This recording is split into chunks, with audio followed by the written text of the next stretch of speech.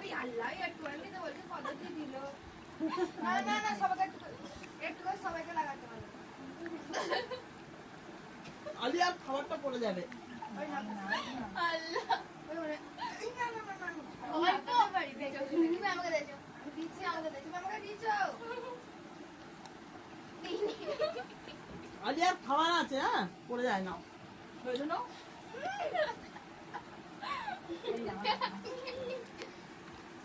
ওই না জিনা না কাল লাগলো মাথা লেগেছে মাথা লেগেছে মাথা হাত ধুলো